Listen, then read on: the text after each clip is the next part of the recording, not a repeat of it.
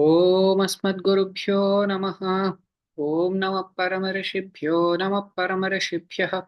Om Namah Paramarishibhyo Namah Paramarishibhyah.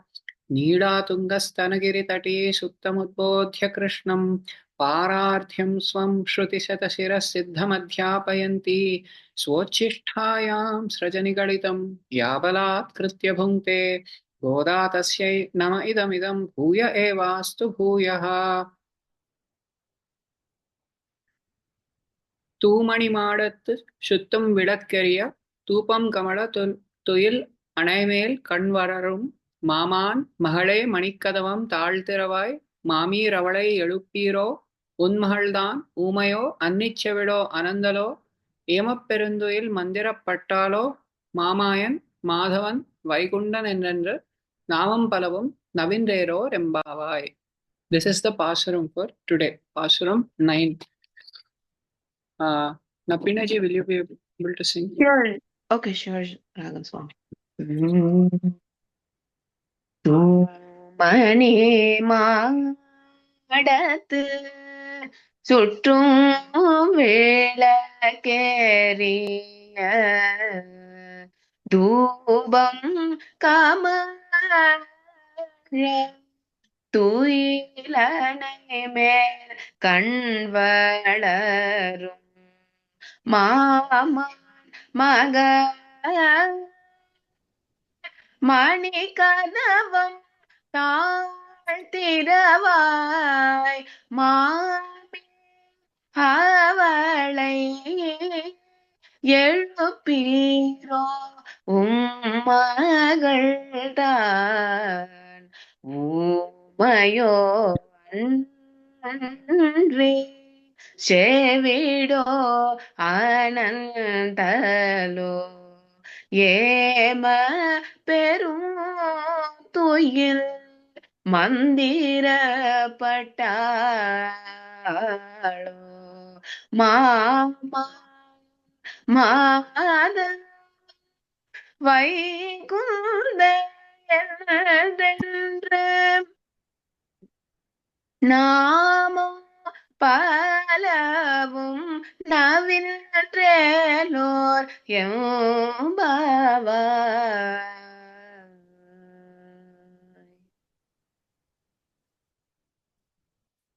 Andal திருவடிகளே சரணம். So, Thumani Madattu. This is Pasuram 9 of Thiruppavai. In the previous Pasurams, we have seen that from Pasurams 6 through 15, Andal is trying to take shelter of different aspects of Bhagavatas. Okay, it appears as if Andal is trying to externally call out other girls who have not yet come out from sleep. So here are a certain set of girls who are already awake and who are very eager to meet Krishna.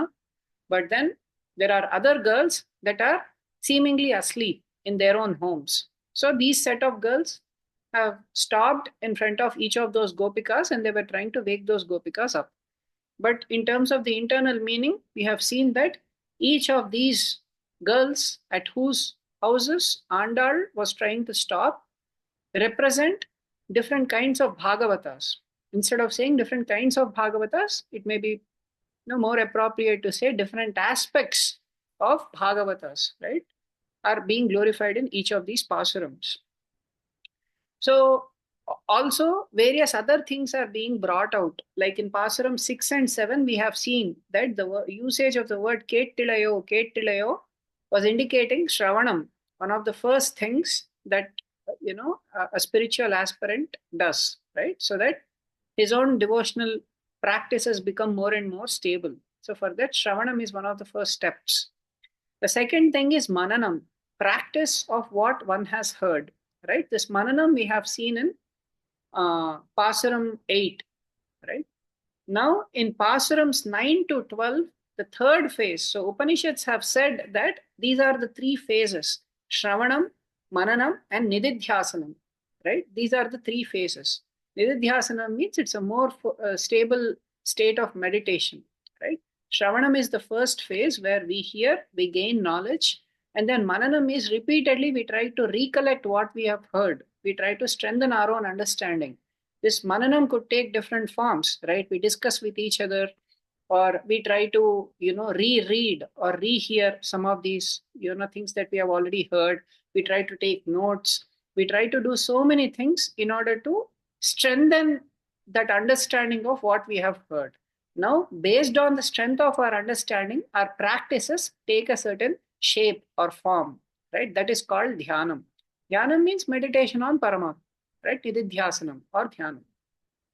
This meditation on Paramatma occurs in different levels too, according to Yoga Shastra.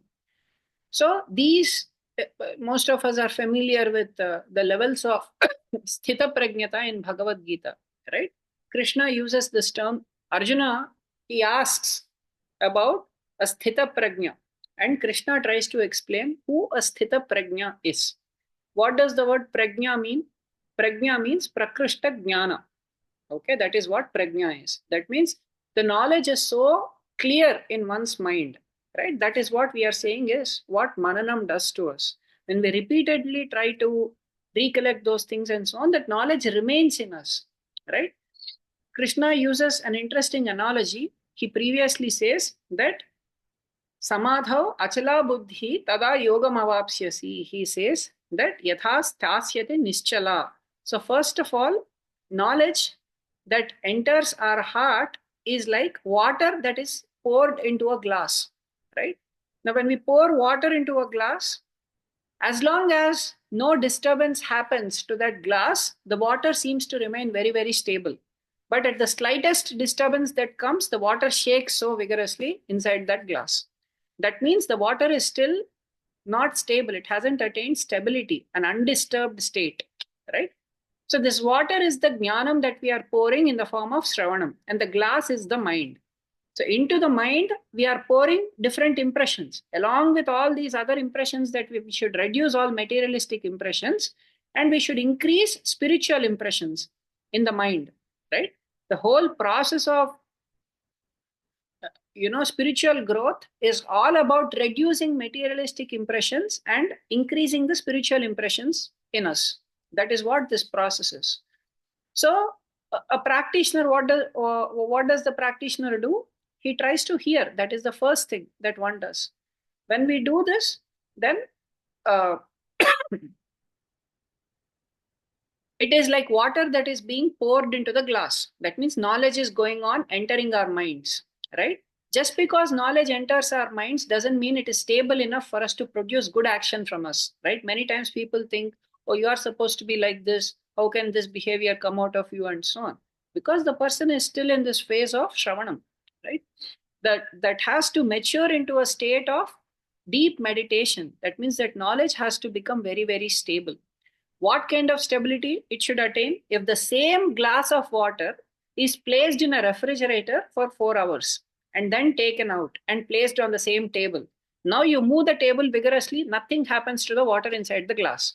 That means that water is very stable now. It has attained a frozen state, a very stable state, right? You take the glass, turn it upside down, nothing happens. It still remains intact, right? So this is a certain kind of stability that the water has reached. Even the jnanam that enters our minds in the form of shravanam should attain that kind of stability. This Krishna calls as achala buddhihi. He says yatha sthasyati nischala samadhau. That means in the phase of deep meditation, achala buddhihi. When that nischala buddhi turns into achala buddhi, that means the water that is placed in the glass becomes ice, then tada yogam avapsyasi. Then one is said to have attained yoga, he says. Right? And then Arjuna seeks clarification. What are the different phases, right? From becoming that water in the glass to ice in the glass. Could you please explain to me, how does one grow? Sthita prajnasya ka bhasha samadhis tasya keshava sthitadhihi kim prabhasheta kim asita vrajeta kim. In this way, Arjuna inquires from Krishna in the Bhagavad Gita.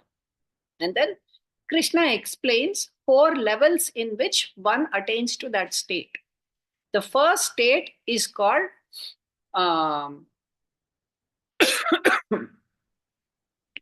yatamana avastha. Yatamana avastha means it is a stage of endeavoring, the stage of practicing, right? Yatamana avastha, Krishna gives an example of a tortoise, right? What does a tortoise do? As soon as it senses some danger, immediately it pulls all of its limbs inside. When it realizes that the danger has gone away, then it puts out its limbs again. So Krishna says, this is how someone in stage one should behave based on the jnana one has attained. That we may not be stable, we may not have super taste towards Paramatma, we may not have super taste towards bhakti, we may have lot of taste towards materialistic things. But in stage one, this is how our behavior should be. As soon as we see that here is a sense object to which I am attracted, there is a very high likelihood that I might fall. Immediately, one should retract one's senses. One should intentionally practice that sense control in stage one. Okay? The retraction of the limbs of the tortoise is basically sense control. If we see that there is something very attractive to the eyes that is going to come in the eyes, because of which we may fall from the spiritual path, we should close our eyes and walk away from there. If there is something that is very attractive to the ears, right, that is going to cause us to fall from the spiritual path, we should close our ears and go away from there. If there is something very attractive to the tongue that is going to make us fall from the spiritual path, we should not eat such substances. We should walk away from there. In this way, one has to practice intentional sense control. This is phase one. This is also meditation on Paramatma. Why are we doing this? Because we are serious about our relationship with Paramatma. Somehow or the other, we have learned that I am a jiva. I am not this body. We have learned that there is a Paramatma. He is controlling the entire universe. We have learned that there is a relationship between me and Paramatma. We have learned that I have to eventually attain him. We have learned that this world is not permanent. We have learned that everything that I'm pursuing here is temporary and it is a source of suffering eventually. If I try to enjoy beyond my limits, I'm going to have to pay the price someday or another. So we know all of these things in terms of theoretical knowledge. So out of fear that we may fall from our position, we try to practice intentional sense control. So this is the phase in which there is a high likelihood of falling, but somehow or the other, the person manages in that phase for some time. That shows the seriousness of the sadhaka. Okay. So this is phase one. This is called yatamana avastha. It is called yatamana because there is a lot of yatna, prayatna, effort. This is an effortful phase. It's not an effortless cakewalk phase. Okay. It's an effortful phase because we are attracted to these things yet in phase one, but intentionally we are trying to practice that sense control in phase one. Then comes phase two, that is called Vyatireka avastha. Vyatireka avastha is that phase in which things which we were strongly attracted to in phase one are not so attractive yet to us. Okay, if the attraction was 80% and 90% in phase one, that attraction subsided to 10%, 20% in phase two. If that attraction was only 10% in phase one, that became zero in phase two. There are always things towards which we can form a matrix, right? These are all the objects to which I'm attracted, and this is the rating for each object, okay? Certain things we are very much a fan of. Certain things, we are neutral, not much interested, okay? And certain other things, not at all interested. So to say that I have conquered my senses in the front of things that which are not, let's say someone does not like, bitter gourd curry, okay? And someone makes bitter gourd. And if we say that I'm very sense controlled, I don't want to eat this, it makes no sense because you don't have a taste for it anyway. On the other hand, if someone has a lot of taste for potato curry, and if that potato, wedges are made or French fries are made, and the person is able to resist from them, that means that is practice of sense control. So let's say in phase one, that attraction is so much. If you see potatoes, you cannot resist. You have to eat them. That is phase one. In phase two, you're like, okay, it's not a big deal. If there is something remaining, if everybody has taken, if there's something remaining, I'll take because I like it. You will still accept that you still like it because you still like it. The likes and dislikes have not gone completely from the heart. Okay, so still we have a liking, but it has reduced substantially because we have practiced sense control for a long time. That is, whenever a potato came, we said, no, not for me. I won't touch it right now. Okay, let others take, let everybody else take. In this way, we are practiced. Now we have come to a phase where even if it is placed right in front of us and nobody is touching it, we know that, yeah, that was a thing I used to get attracted to, but let's see. Let's wait for everybody. Then something remains in the end, I'll take. Nothing remains also, that's okay. No big deal. This is the phase that one will come to in phase 2. This is called Vyatireka Avastha. That means there is a clear differentiation one is able to make between things that have been fully conquered and things that have not been fully conquered. This is phase 2. Okay. Then comes phase 3. This is called Ekendriya Avastha. Ekendriya Avastha means that, let's say, we are just preparing for an exam or an interview. Okay. And the mother has made potato curry that day. Okay. Our attention is previously, as soon as the mother said, today evening I'm going to make potato curry, our entire focus is on that. That, okay, is that potato ready yet? Has the mother cut them? Oh, why has the mother not yet come to the home? When will she come? When will she cut it? Is she baking it? Is she cutting it? Is the curry ready yet? Our entire attention is on that instead of the exam. That is phase 1. Phase 2 is, oh, it's still happening. Okay, I know that after I'll study for 1 hour, I'll prepare for my exam. I know that after 2 hours, that curry will be ready. This is phase 2. Phase 3 is, you're not so bothered about the potato curry anymore. Until you are called, you won't come. Until then, your focus is entirely on that exam. This is phase 3. Okay? But once you are called, you'll come and take it. You'll finish it. You'll eat it very nicely. But because you still have some attachment towards it, you will eat it very nicely. You may ask for a second serving also. That's okay. But when you are not in front of it, your attention is not on it. Okay? In the previous phases, even when we are not with it, our attention is on it. In this phase, when we are not with it, our attention is no longer on it. Ekendriya means our entire focus is on one thing. Okay? Eka Indriya means that is the mind. Mind is that one Indriya that is being talked about here, right? Mind is Antarindriya. These are hands, legs, eyes, ears, all these are Bahya Indriyas. That means external Indriyas. Mind is internal Indriya. So this internal Indriya is fully focused on the goal. That is phase 3. Okay? It is no longer subject to distractions of any kind, right? In phase 1 and 2, the mind is still subject to distractions. In phase 3, the mind is no longer subject to distractions. It is able to focus on the goal, but still the mention of potato, the smell of potato that is getting cooked, all these things will still touch the mind.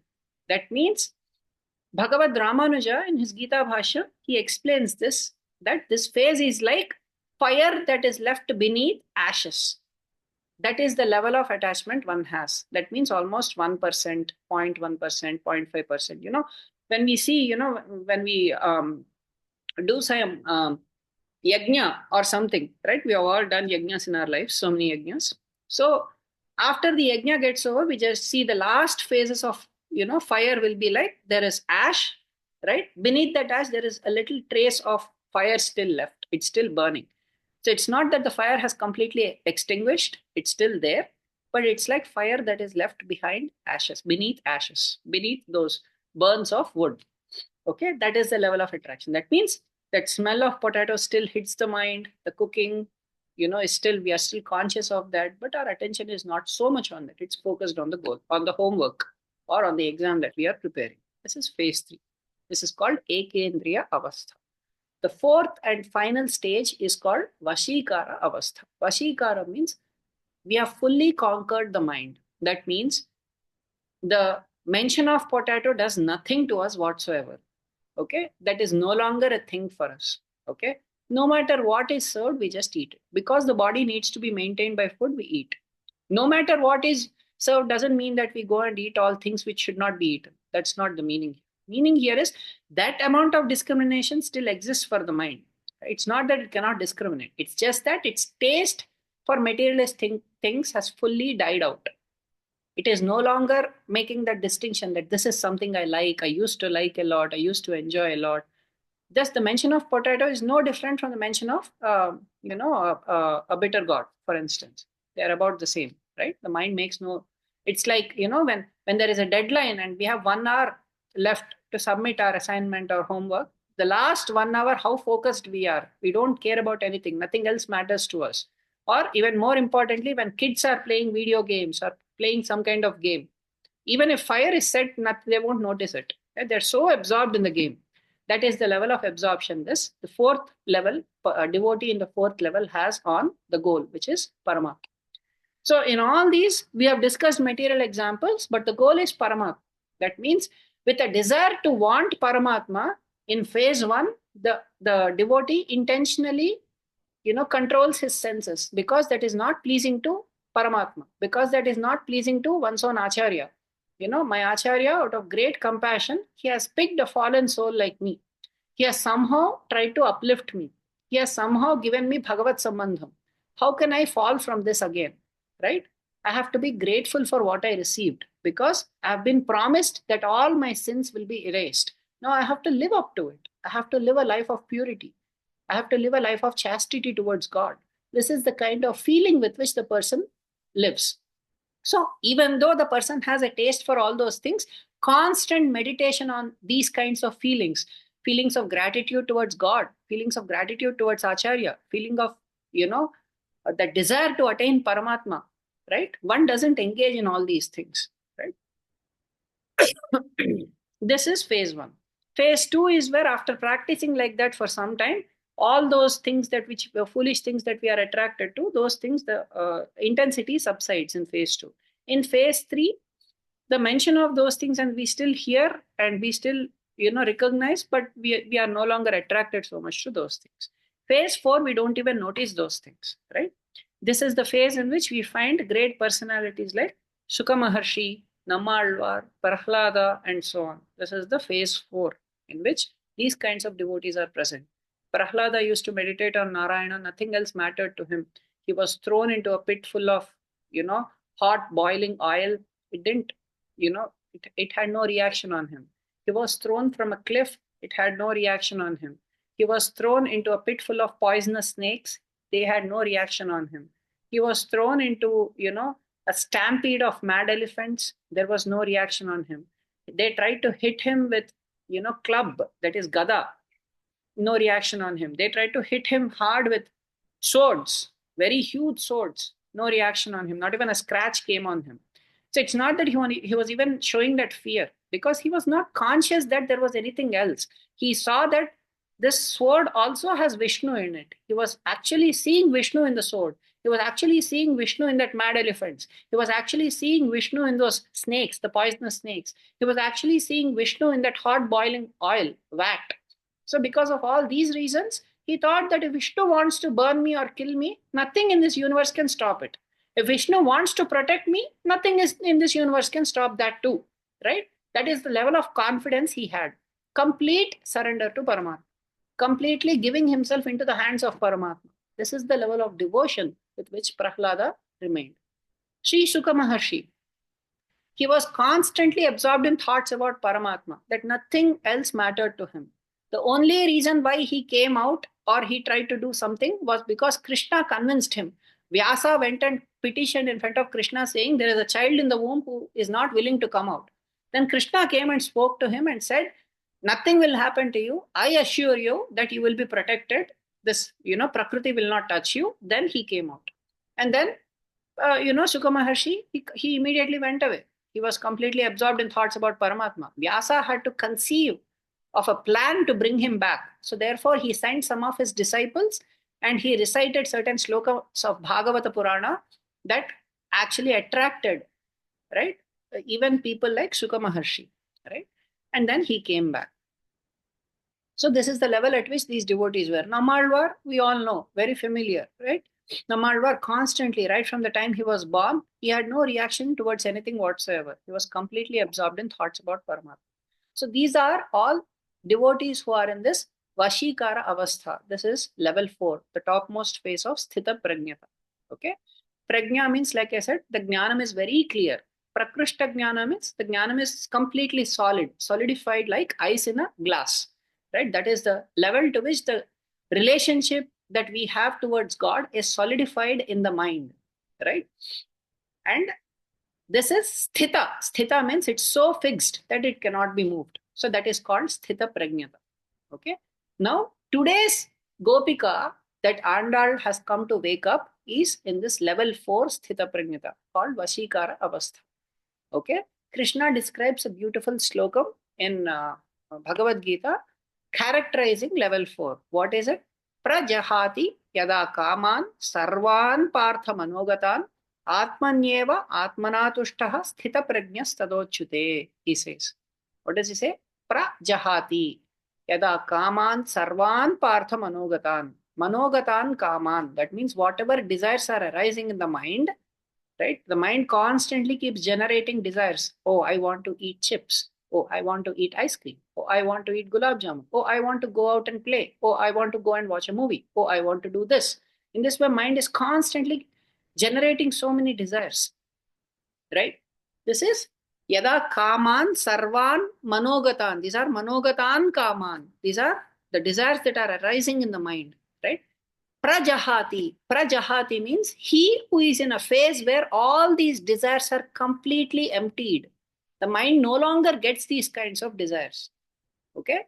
So this is called prajahati, means fully given up. The mind has fully given up generating these kinds of desires. And then what is the mind doing then? The mind cannot remain empty, right? So it has to be filled with something else. Atmanyeva atmana tushtaha. The mind of such a person is fully absorbed in Paramatma, as a result of which the mind is no longer attracted to anything material. No other material thought is occurring in the mind. Atmanyeva atmana tushtaha sthita prajnas tadochyute. This is the quality of someone in vaishikara avastha. So today's Gopika is in that phase, and Andal in this particular Pasuram is trying to explain to us the characteristics of such a Bhagavata, whom one should take shelter of and learn from them, get mentored by them on how one should behave, in that particular level, right? That is being described here. Thumani madattu chuttum vilakkeriya. Thumani means pure ornaments. Mani means gems, right? Thumani means pure gems. Madat means hall, right? Chuttum vilakkeriya means with lamps burning all around. That means wonderfully that with pure ornaments, a particular hall, right, or a particular building is decorated with lamps burning all around inside. Next, Thupam Kamala Tuil Anaimel Kanvadarum. Thupam means incense, we all know, right? Kamala means it's wafting. The incense smell is spreading throughout, right? Tuil Anaimel, as if it's causing sleepiness, there is a certain bed, right? Anaimel, on the sleeping bed.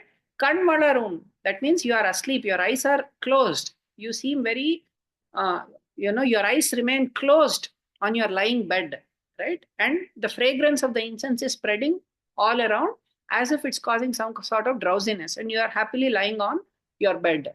This is what Andal is saying, describing that Gopika. So Andal is speaking to that Gopika. She is saying that, oh Gopika, you are someone who is residing in this building which is made of pure gems, right? And then she is saying there are lamps that are lit all around. And now she is saying, you are lying down as if the bed has made you fall asleep, and then the incense smell is spreading, the fragrance of the incense is spreading all around, she is saying. And then she is saying, Maman Mahale, or daughter of, or Mama, right, uncle. In this way, they are addressing each other, right? Or uncle's daughter, or auntie's daughter, and so on, right? Maman Mahale, or daughter of our uncle. Manikkadavam Tal Thiravai. Manikkadavam means this door, doors are also apparently made of jewels. Okay, Manikkadavam means jeweled door or gems door. Tal Thiravai, you please open this door, open the latches of this door, right? Oh, daughter of our uncle, open the latches of the jewel doors. Mami Avalai Aduppiro. Now she is calling out to the Mami also. Previously, she was referred to as Mama's daughter. Now she is calling out to Mami. Now she is saying, oh Mami, please wake her up. Please wake your daughter up, right? Un Mahaldan Umayo. Now she is asking, is your daughter Umayo? Is she dumb? Can't she respond to us? We are calling out. Cannot she answer? Anni Chevido. Does she have any deafness? Is she deaf? Anandalo. Is she lazy? Or is she exhausted completely and therefore she is not able to get up? Emapperuntoil Mandirapattalo, or is someone guarding her? Emapattalo, is someone guarding her and preventing her from waking up? Maybe someone is, has a gun on her, or someone is having a stick. If you wake up, you cannot wake up, you cannot go outside, remain silent. In this way, someone threatening her. Perunthuyil mandira pattalo means, has someone put a spell on her. Mantra means mantra, right? Mantra. Perunthuyil, for long sleep. Pattalo, have you been placed under some kind of spell? This question she's asking the mommy, right? Is your daughter placed under some kind of spell because of which she's not able to get up from this long sleep? What is happening to her? Then, Mamayan, Madhavan, Vaikundanan, and we are going to sing these songs of Mamayan, Mahamayan, Madhavan, the husband of Lakshmi, Vaikundan, a person who is in charge of that supreme abode, Vaikuntha. Namam Palavum, many names like that, Navindra, we recite. Elor Embavai, this is our Vratam, she is saying. So, this is the external meaning. So, externally, what is she saying? She has come to the house of a certain Gopika, and this particular Gopika has certain interesting characteristics about her. This Gopika lives in a building that is made of gems, very shining, pure crystals. Okay. And then lamps are lit all over. That is another characteristic that is being described. Another characteristic that is being described is incense sticks are lit, and because of that, fragrance is spreading all around. And then we are told that she is lying on a bed and her eyes are, closed completely. And that bed is such that as if it is anybody who sits on that bed, it is going to make them fall asleep. That is the nature of bed that they are described. And then she is calling out to the mama and the mommy, and she's asking, could you please not wake her up? What is your daughter up to? We are calling out so many times. Despite all these things, she is not responding. Why is she not responding? Is she not responding because she is dumb? Or is she not responding because she is deaf? Right? Whatever we speak, it doesn't even, she can't even hear what we are saying. Or is she not responding because she's completely exhausted? Sometimes when we are so exhausted and we sleep, right, no matter what happens, others may bang the door, still we will not wake up. We say, what happened? I don't even know that you came, right? People may call so many times, alarm may ring so many times, still we just don't even know that that is happening, because we are so exhausted and sleeping in that state of exhaustion that we don't even know. So is she sleeping like that because of exhaustion, or is she just lazy that she is not getting up? Okay. And then she's asking, or has someone, is someone threatening her not to come out? Or, has she been put under some kind of spell because of which she is completely spellbound and therefore not able to get up? Please answer. We know how to make her wake up. We are going to recite the names of Mahamaya, Mahamayan, a person who is responsible for that Mahamaya, who has that Mahamaya as his energy. Mahamayan, Madhavan, he who is the husband of goddess of fortune. Vaikuntan, he who is in charge of the supreme abode. We are going to recite his names, and this is our Vratam. So please wake her up and make her join us. So this is the external meaning. Now we will try to understand the internal meaning. So they are describing two things. What are the two things they are describing? The beauty of the palace and the way she is sleeping in that palace. These are the two things they are describing, right? The beauty of the palace represents the state of mind, the way in which the mind is present. The way she is sleeping is nothing but the way she is meditating. That is what that is indicating, right? Now, what happens if you are in a palace that has lots of mirrors in it? All you can see is there is a mirror house. If you go to a mirror house, you will see your own reflection in everything, right? That is the nature of a mirror house. Similarly, it is described that this palace is made of pure crystals. So that means if all around, if there are crystals, then you will see your own reflection in that palace, right? When we say your own reflection, who is the true you? The true you is Paramatma. That means the person who is inside the Jivatma is Paramatma. So the Jivatma sees the reflection of Paramatma in that pure state of mind. When the mind is completely pure, right? Only when the mind is contaminated with so many material impressions, our true nature as being a servant of the Lord does not get fully reflected. The relationship between us and Paramatma is not fully reflected. But when the mind is fully clear, there is no more Rajo and Tamogunas, right? Yesterday we discussed that Rajoguna is like dust. Tamoguna is like a thick, dense layer that covers everything. If these two things are removed, you are looking at a clean mirror. In a clean mirror, your reflection will be fully seen. That means your nature as someone completely belonging to Paramatma is fully reflected in that state of mirror. What are the different kinds of relationships that exist between us and Paramatma? There are 9 kinds of relationships that are described. Okay. So here it is told that these are Thumani. Thumani means, what is the money that is being described? It is Parishuddha money. There are 2 kinds of things. There is Nirmala and Parishuddha. Nirmala means it once had mala or dirt on it, and today it is Nirmala. That means it is devoid of that mala. That means Nirmala is the word used typically to indicate Jivatmas, because Jivatmas, even if they are Mukta Purushas, at some point they have connection with Prakriti. Because of that Prakriti, they have a certain malinyam, right? And that is eliminated today, because of which they are Nirmala, right? But Paramatma has never malinyam on him. He is always apahatapatma. This is the nature of Paramatma. The nature of Jivatma is apahatapatma, that is free from, sins only in the liberated state. In the conditioned state, the Jiva is never apahatapatma, right? Never devoid of sins. But Paramatma is always apahatapatma. He never has any sins touching him, right? Therefore, he is parishuddha. Always he is clean. At all times he is clean. Everywhere he is clean. Although he is engaging with everything, he is clean, right? So therefore, he is called parishuddha. So this Thumani is indicating that Paramatma, in whom the Jivatma is seeing his own nature. The Jivatma is apparently lying in Paramatma, because in level 4 it is told Atmanyeva Atmana Tushtaha. With one's mind, the Jiva is completely absorbed Atmani in Paramatma. So this money that is being talked about is that Paramatma. Thumani is that clear crystal is Paramatma. So that means it is made with different kinds of crystals, it is told. That means different kinds of relationship with Paramatma is what the Jiva is absorbed in. Okay. So the Jiva is seeing himself in that reflection, means the Jiva is reflecting upon different kinds of relationships the Jiva has with Paramatma. What are the different kinds of relationships? 9 kinds of relationships are described by our Purvacharyas. What are they? Pitacha Rakshaka Sheshi Bhartagneyo Ramapatihi Swami Adharo Mamatmacha Bhokta Yamanoditaha.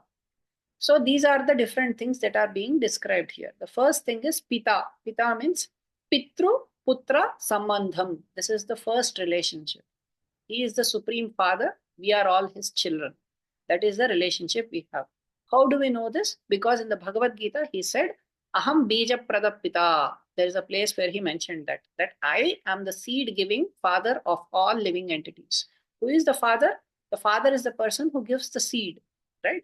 Similarly, he is the one from whom we all got generated. So therefore, he is the Pita. We are all his Putra. We are all his children.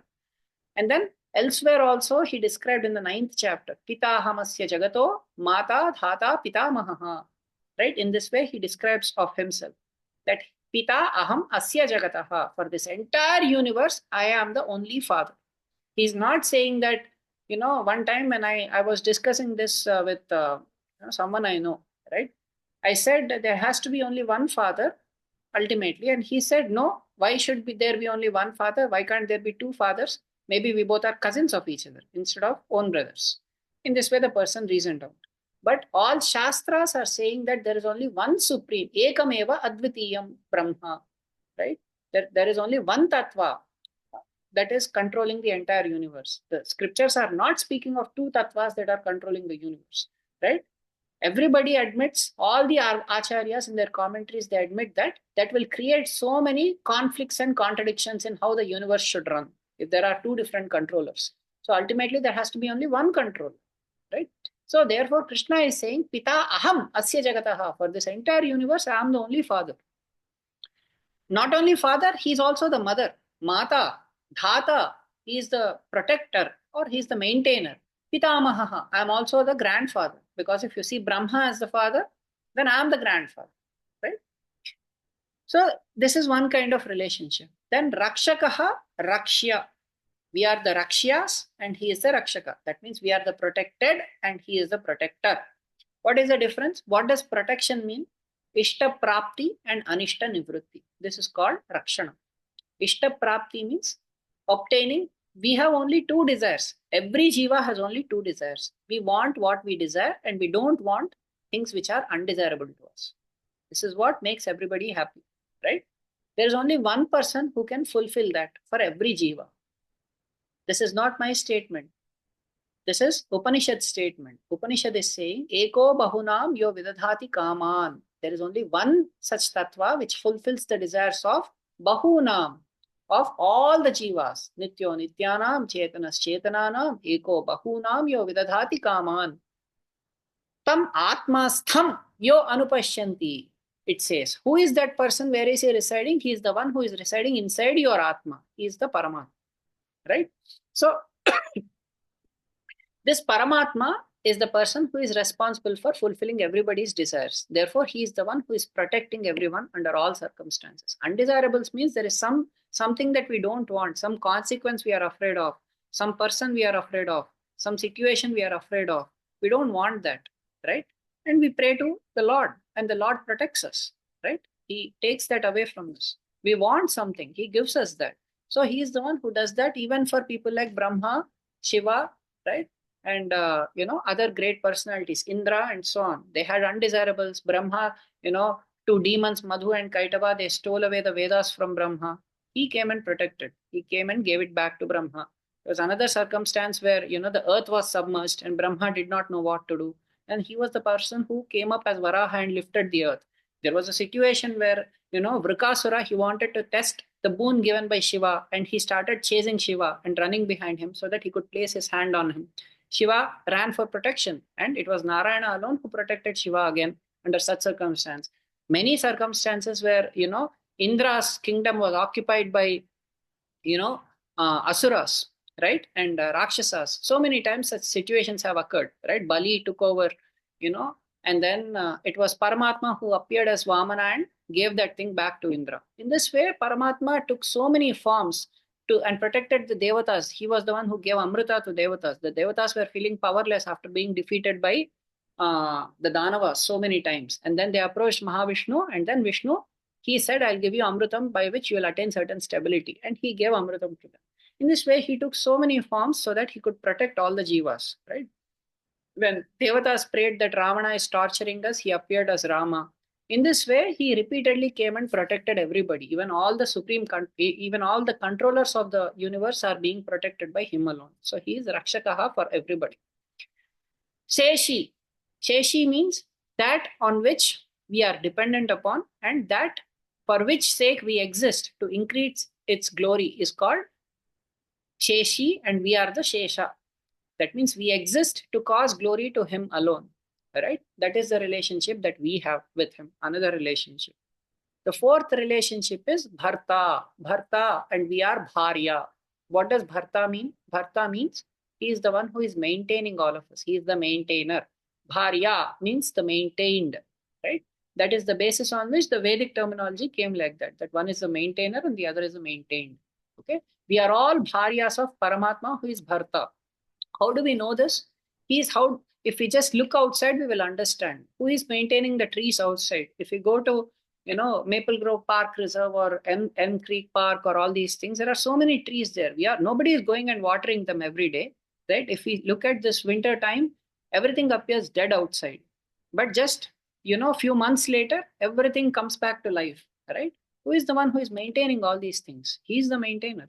Who is the one who is maintaining so many squirrels outside? Who is the one who is maintaining all those rabbits and deers and all those things that are roaming outside? He is the one who is doing it, right? If he is maintaining all of them, in fact, he is the one who is maintaining all of us too. But under the illusion of Maya, we think Maya itself is illusion. But under that illusion, we think that we are maintaining ourselves. We are maintaining our family. We are maintaining our children. We are maintaining our parents. We have all these different kinds of illusion. But we are not the maintainer of anybody. He alone is maintaining everybody, right? This confidence we should have. In Srirangam, there was once an interesting incident that happened, right? There was once a certain very poor person, right? And he had 16 children, right? Huge family. And their family was starving every day. All of his kids were malnourished. So every day when prasadam was being distributed, he would come and fight in that prasadam line. He would push everybody out. He would come and stand first. And he wanted to collect prasadam for his entire family of 16 people and his wife and himself.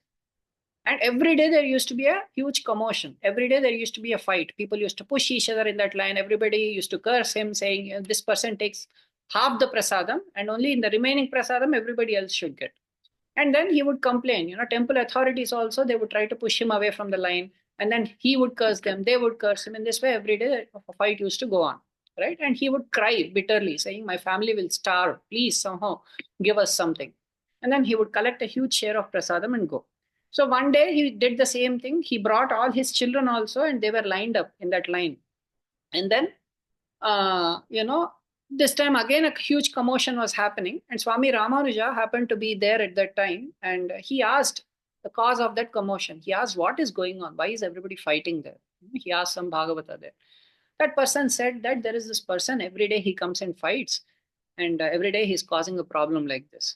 And the temple authorities also told him that, Swami, we don't have a problem if this person at least does some kainkaryam. He doesn't even do any kainkaryam. He just comes to collect prasadam and he goes every day. How can he be like this in this way? They said. And Swami Ramanuja said, okay, call him. I want to talk to him. And then Swami Ramanuja, he asked him to come, and this person came and he petitioned in front of Swami, saying that, this is my situation. See, I have so many malnourished children, and if I don't feed them properly, they'll be sick. And this is the reason why I'm also not able to do any kainkaryam, because, constantly I have to attend to someone who is sick in my family, and I have to serve all these kids. So I have to fight for my livelihood every day. So therefore, I'm not finding any time to actually come and do some service. He said, I can't even recite any Vedam or Divya Prabandham and all these things, but I know only Vishnu Sahasranama. Right? Swami Ramanuja was inquiring, okay, what do you know? What do you do? And so on. And he was responding to everything. And he said, I know Vishnu Sahasranama. He said, can you recite it fully? Then he said, no, I know only the first two lines, he said. He said, Viswam Vishnur Vashatkaro Bhuta Bhavya Bhavat Prabhu Bhuta Krut Bhuta Brut. This is about how much he knows. Right? And then Swami Ramanuja thought for a while, and he said, all right, so I'm going to provide a solution to your problem. Okay, from tomorrow onwards, no more fighting, he said. And this person agreed, yes. Swami Ramanuja said, could you please recite Om Bhuta Bhrute Namaha every day? Okay, do japam of this particular mantra that I'm giving you. Please recite this every day. Okay, food will automatically come to you. Don't worry about it. But place faith in my words and please continue to do this. This person, naturally, he was a sannyasi, a great Bhagavata. So he took those words very seriously. And he said, all right, Swamiji, and he offered obeisances and he left. The next day onwards, the temple authorities were shocked for two reasons. This person was nowhere seen, not only in the presence of the temple, but even outside the temple. He vacated his home and went away. He was no longer there. The second reason they were all astonished was because, when offering Naivedyam to Perumal, the vessel was so full, but after offering Naivedyam, at the time of prasadam distribution, every day half of that Naivedyam used to vanish. So the security was tight, everything was tight. They didn't understand. They couldn't understand why everything was disappearing. Right? And then they inquired, what is happening? Why this is happening? They all suspected that this person might be coming in some form. He might be taking as a thief and he might be going away. And nobody could figure out what was happening for a long time. After, a really long time, Swami Ramanuja, he had to attend a certain event in a village out, on the other side of Kolidam. So he went there. And suddenly there was this person who came running to Swami Ramanuja and fell at his feet saying, Swamiji, you have done a great favor to me. Every day I'm reciting the mantra that you have taught me. As a result of that, there's someone, small boy, who is coming every day and he is giving prasadam from temple twice a day. And all my children are well fed. They are no longer sick. My entire family is happy. I'm so grateful to you for the solution you have given me in this way, he said. Swami Ramanuja got surprised. He said, oh, that's very nice. Who is this boy? What is his name? Could you please tell me who he is? Could you introduce me to him? He said, I don't know. I asked him many times what his name is. All he said was he was a servant of Ramanuja. This is all he said. And then after some time, Ramanuja Swami realized that this is none other than Ranganatha.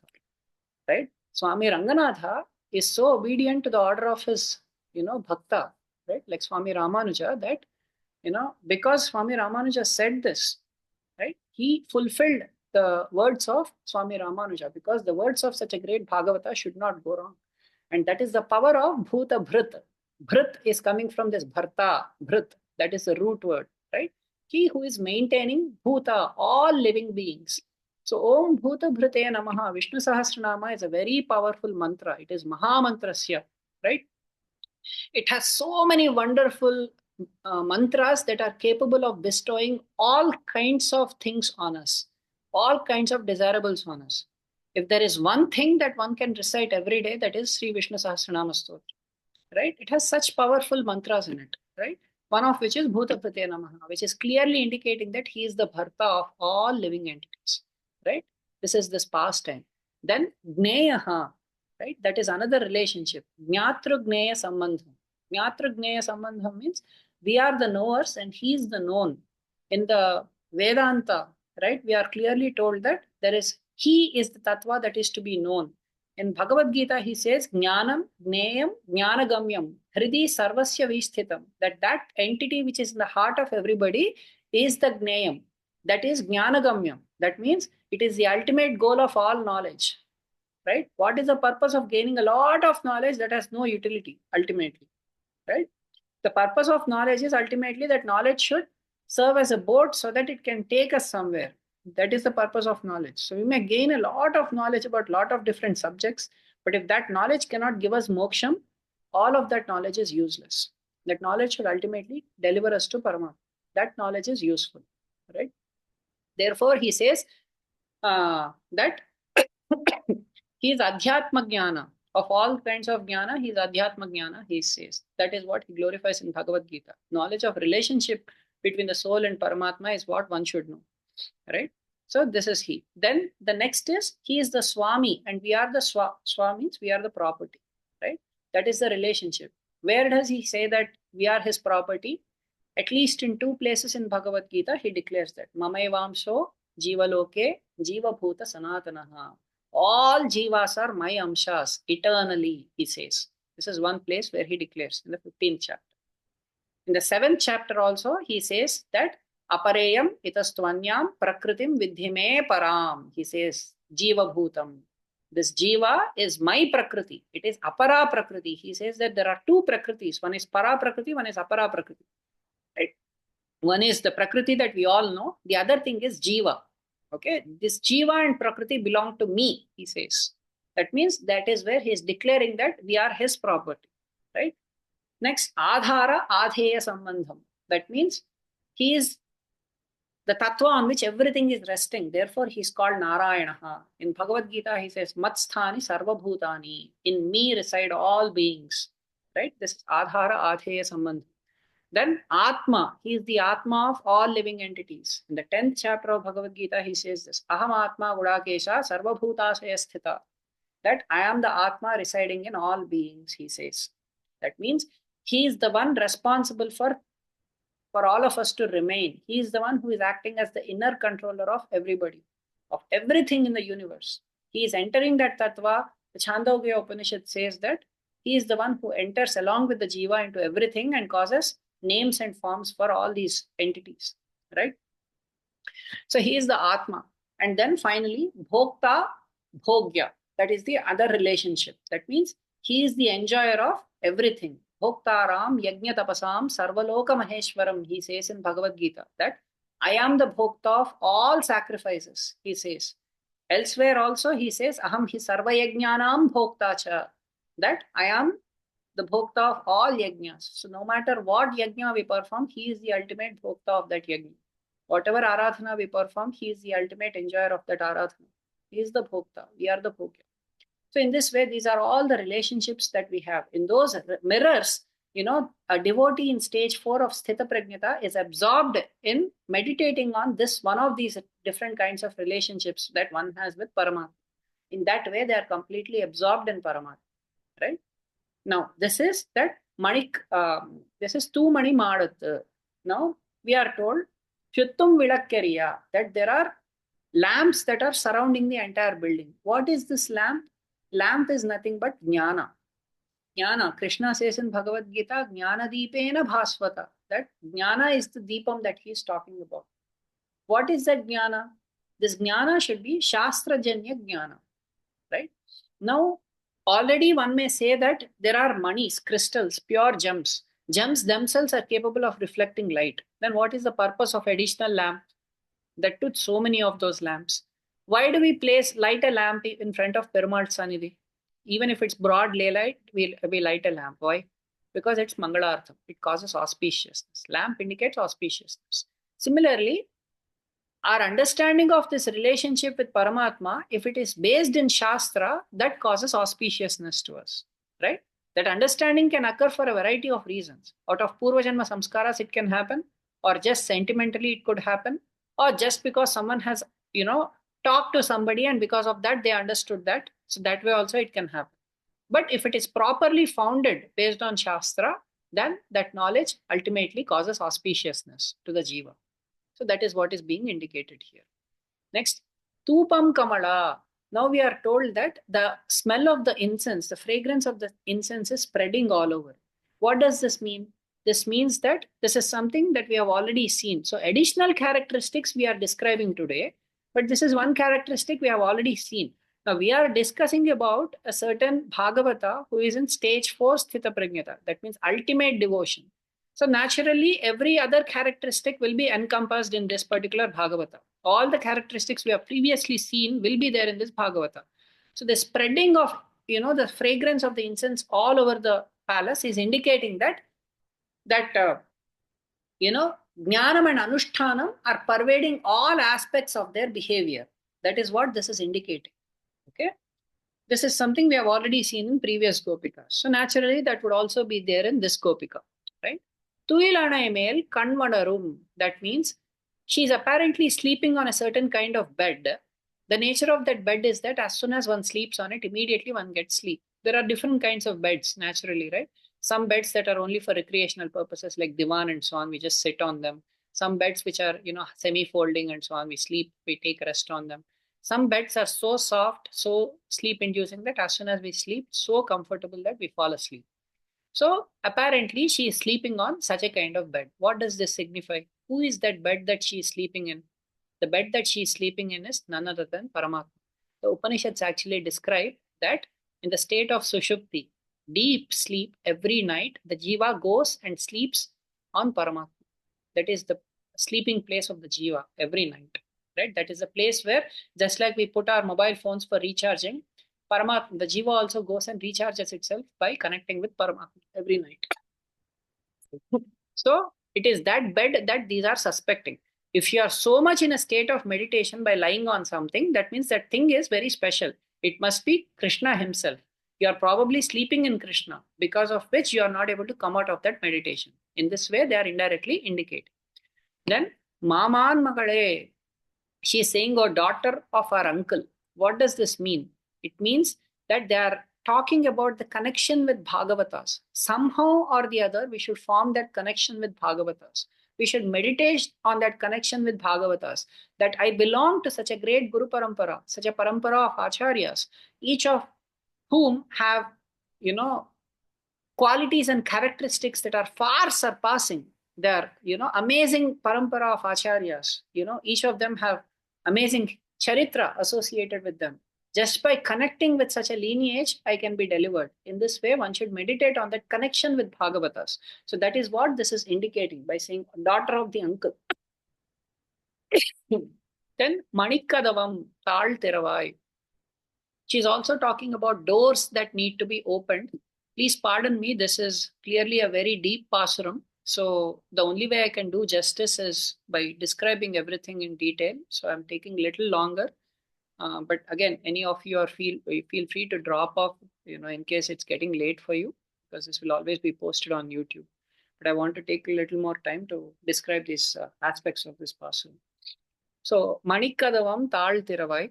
So Manikadavam means she's talking about doors. Kadavam, doors. So there are certain doors and there is a lock that is placed inside, right? It is latched from within. Now this latch is something that the girl should come and open so that these girls are let in, so that they can meet her, right? Now what is it that prevents us from meeting, the Supreme Lord? Or what is it that prevents us from meeting Bhagavatas? These doors, and they are latched. So what are the doors and what is the latch, right? The doors are me and mine, the conception of me and mine, aham mama. These are the two conceptions that, I am important, everything that I see belongs to me. This is ahankara and mamakara are the two conceptions, right, that are arising out of dehatma bhimanam, right?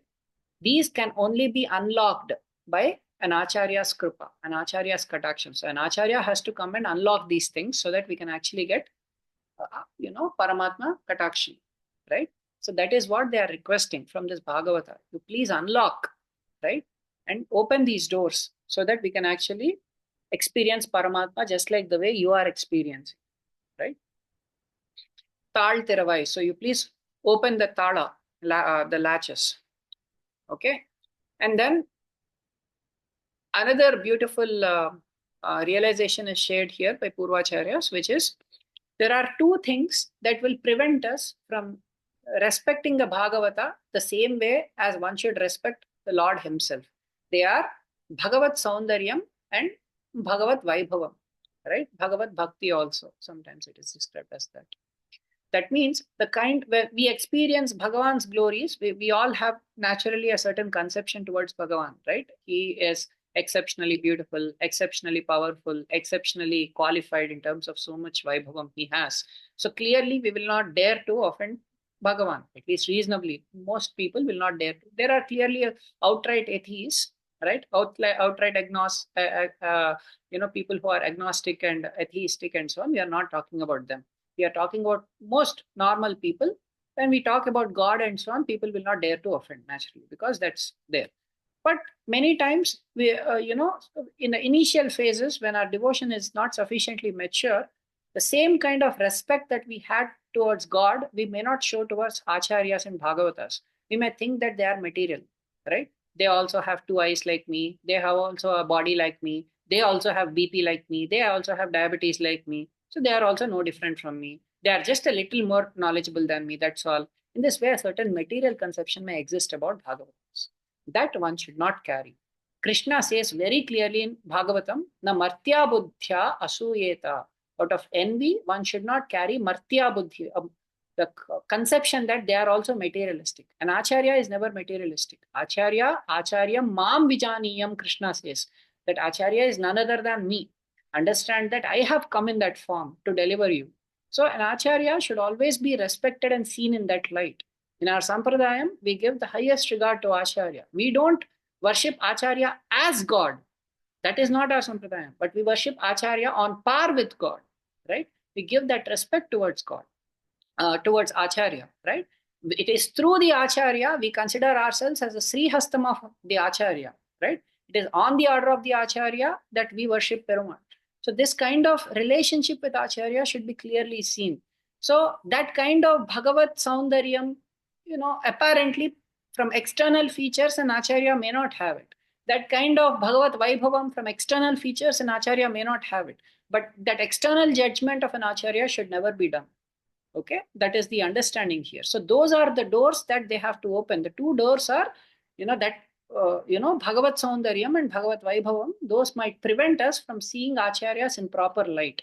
So by that grace of that acharya only, such conceptions will also go away, because after some time our hearts will change. It's not a physical phenomenon that externally we come to logical conclusions and rational conclusions that acharya is like this. No, internally we will see that acharya is an extraordinary soul. It's not an ordinary soul, right? They appear in this earth on the order of the Lord in most cases, right? And they have a certain purpose to fulfill in this world. Naturally, they accomplish unimaginable things while in this world, right? So that proper regard we should have towards acharyas. So anything that prevents that regard is that door that needs to be unlocked so that we can carry that same kind of regard towards acharyas also. Then Mamir, Avalai Eduppiro, she is saying that, oh Mami, please wake her up. Again, she is saying that this Mami should wake her up. Now, again, very deep concept here. One should not have parartha pravritti that is not inimical to swartha pravritti. Right? Very difficult to put it. What does that mean? That means in this phase of state 4 sthita prajnata, one shouldn't feel like I don't have to do anything because I'm in this experience. In other words, it's not that one is exempt from duties, right?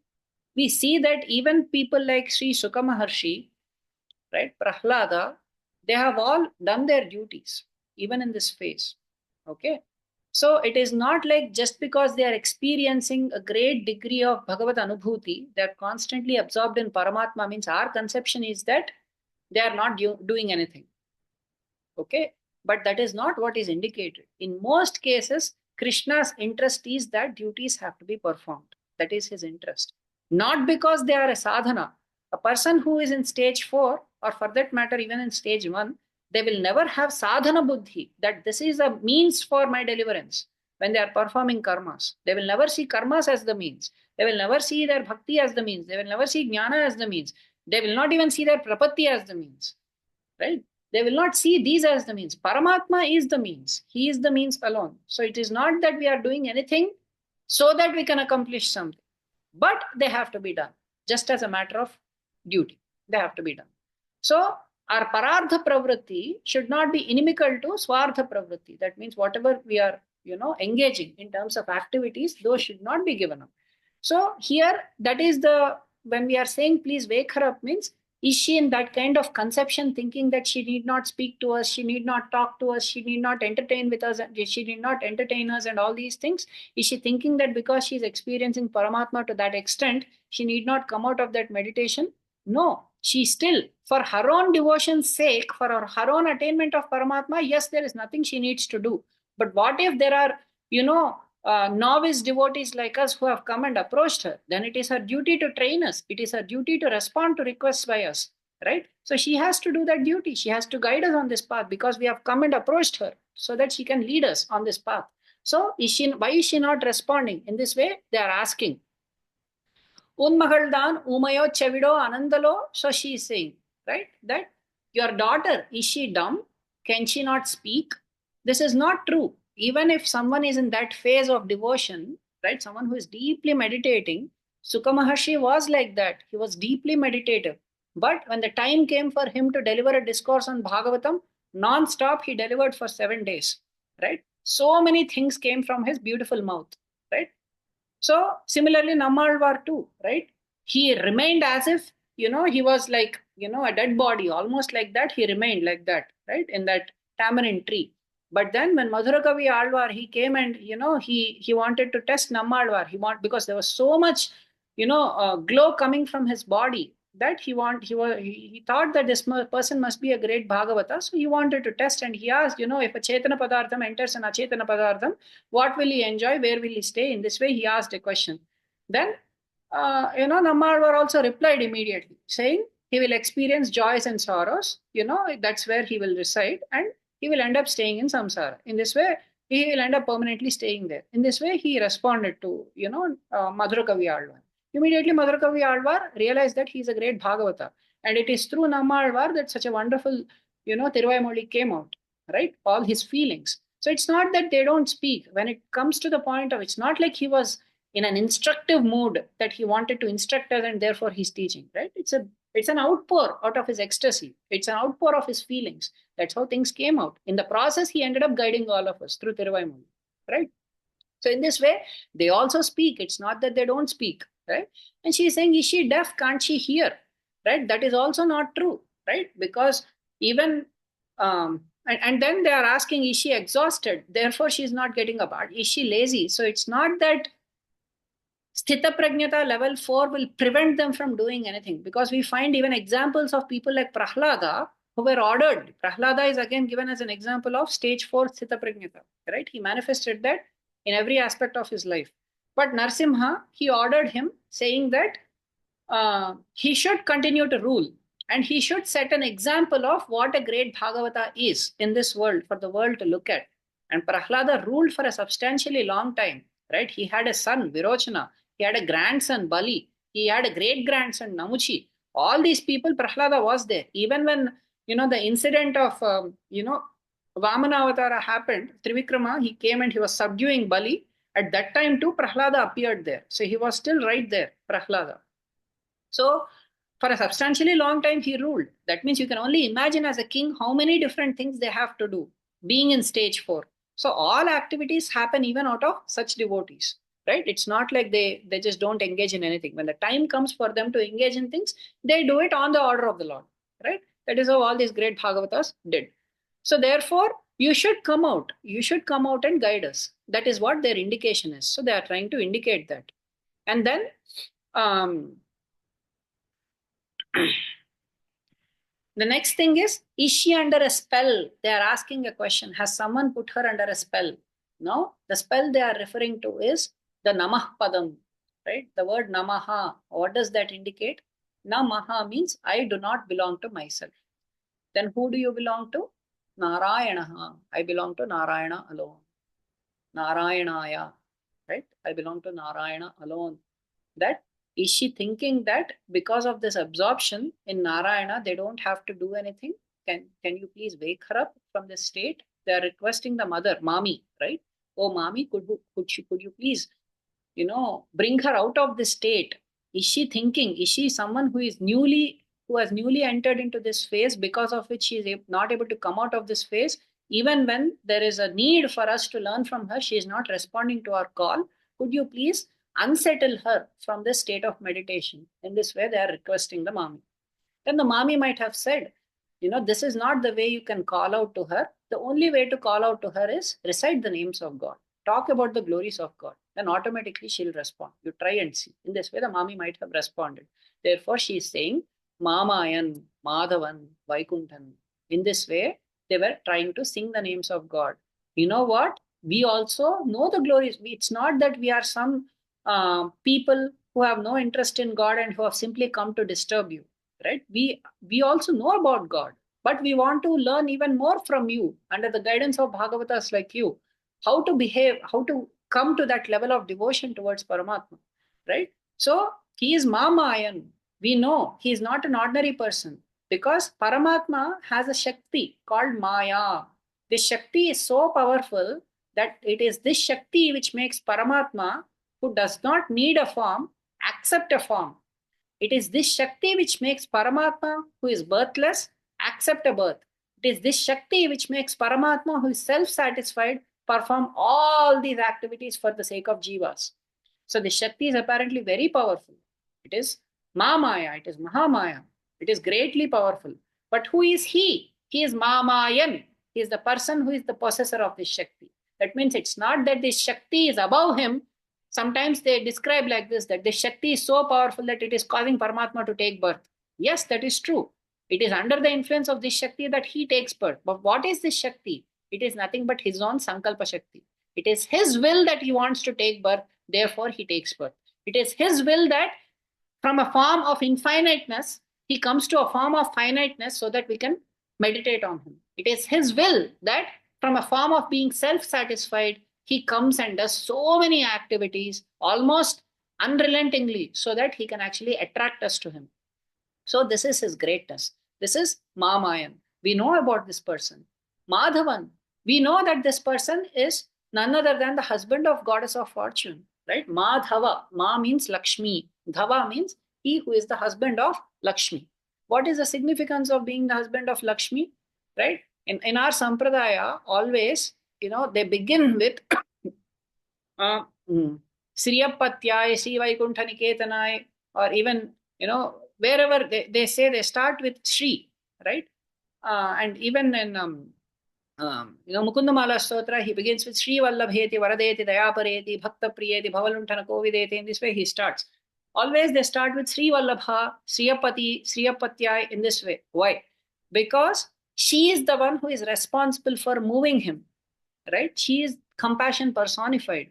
Why does he even perform creation? Because of her, right? She is the one, if he remains like that, she is the one who unsettles him. Please create, please create. How will the jivas get delivered? How will they attain their purusharthas? You please do something. And then he sets out to do creation. She is the one who always provokes him. Protect them. How, see, they are all suffering, protect them. Therefore, he comes to protect them. All this is happening because of Lakshmi Devi. Therefore, we also know that he is Madhava. He is the person who possesses that compassion, who possesses Lakshmi with him. right? And because of that, he descends to this world to protect us in various avatars, right? Just because he descends to this world, people in this world might think that he's an ordinary person. Krishna says in Bhagavad Gita that people think that just because I appear in this form, he says they are mudhas, right? Mudhoyam nabhijanati mamevya paramavyayam. He says mamevya paramavyayam. So he says that they do not understand that I am that supreme person, right? I still am that Vaikunthan. I am still the person who is responsible for that Nitya Vibhuti called Vaikuntha. Even in Krishnavataram, he clearly demonstrated that. There was a situation where, a certain Brahmana, he was losing his children, right? And then he came and petitioned in front of the king, Yudhishthira, at that time.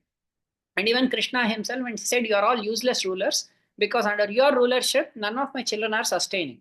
My wife is giving birth to so many kids and they're all dying. So it's all because of you, he said. Arjuna got very furious. He said, who will take away your child this time? I will come and see. Even if Yama takes away, even if they take, whoever takes away, I'll protect your child. In this way, he promised. And then that Brahmana thought, and they tried to conceive, and again the child came, and exactly that the delivery happened. And as soon as the delivery happened, the child went. Arjuna constructed a huge, a shell around that place with his arrows. So mysteriously, he constructed the whole thing. But despite that, even more mysteriously, the child disappeared again. Now, this person, he cursed Arjuna, saying, what kind of useless person you are. Krishna is not able to do anything. Yudhishthira is not able to do anything. As if you can do something, you interfered. And you said that I'll protect, but you didn't do anything. Arjuna said, my words have failed, so I'm going to commit suicide, he said. And then Krishna said, wait, don't be in such a hurry. I know where the child is. Arjuna went and searched all the worlds. He went to Indraloka, he went to Yamaloka, he went to everywhere. He couldn't find the child. Then he decided that, I'm a failure, I'll commit suicide. And Krishna said, no, there's nothing you don't have to do this. I'll show. And Krishna took Arjuna to Vaikuntha. He took him outside this world. He made him cross all the different layers of the universe, all the way till Vaikuntha. And there, they took the darshana of Narayana and Lakshmi. Okay? There's clearly Krishna is showing that he is the person who, who can take one all the way to Vaikuntha. That that is where the child was. Narayana was the one who was taking all the children because he wanted to look at Krishna and Arjuna.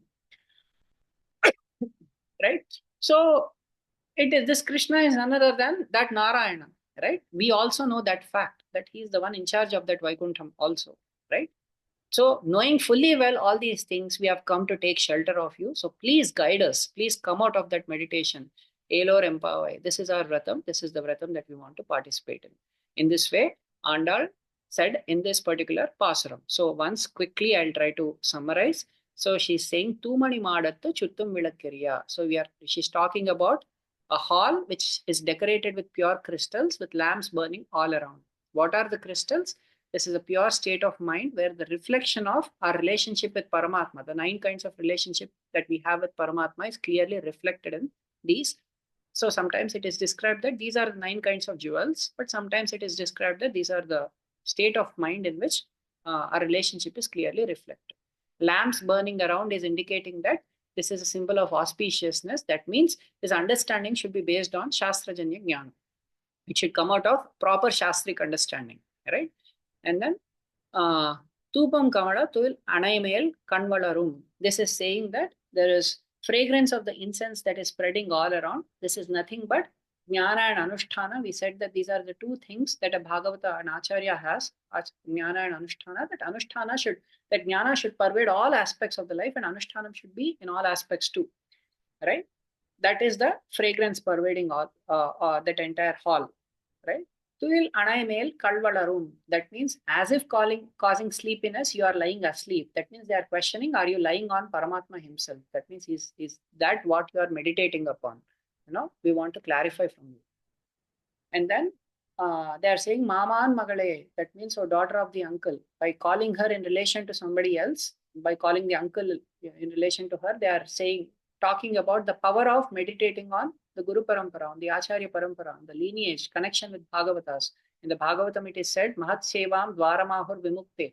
Just service to such Bhagavatas is Dwaram Ahur Vimukte. It is the doors for liberation. It opens the doors for liberation, right? So meditating on that connection with Acharyas. Manikadavam Tal Tiravayu. Please open the jewel doors, open the latches. So one meaning is open this ahankara and mamakara. These are the two doors because of which, and the latch is that dehatmadhumanam. So you please open that latch and open these doors so that we can get rid of these qualities and approach Paramatma. That is one meaning. Another meaning is we could, the Bhagavat Saundaryam and Bhagavat Vaibhavam that we may be experiencing might prevent us from seeing Bhagavatas in their true glory. So you please open these doors for us, right? So that we can see Bhagavatas also in true glory.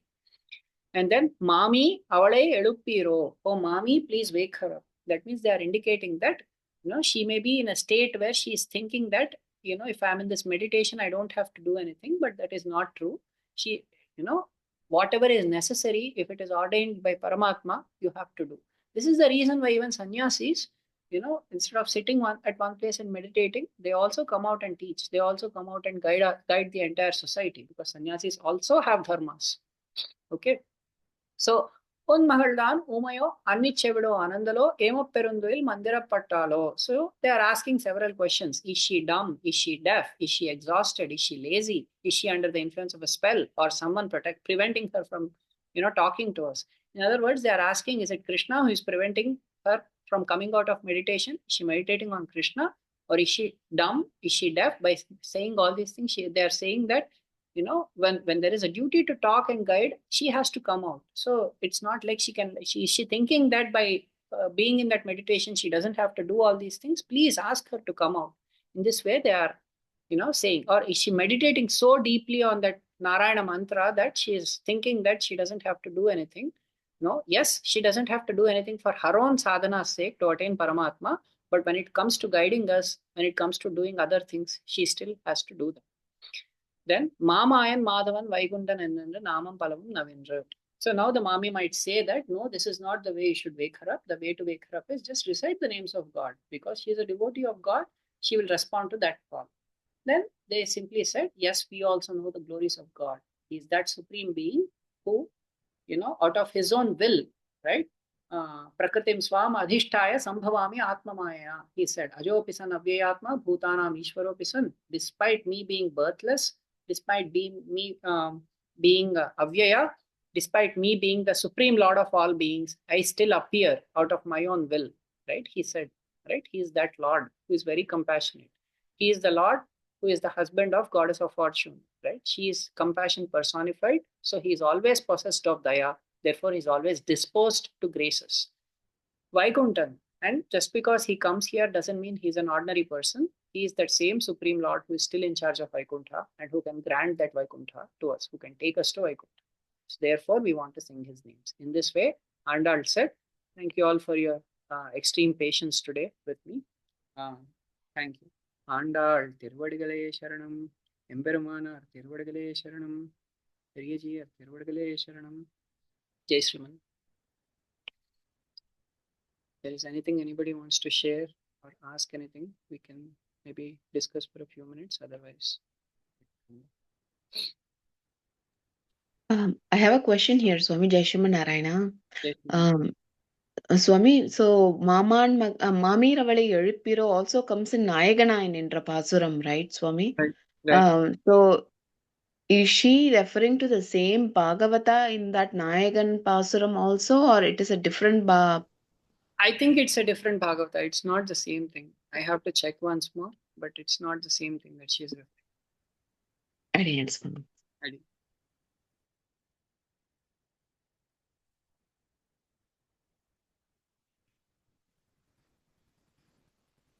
Anything else from others?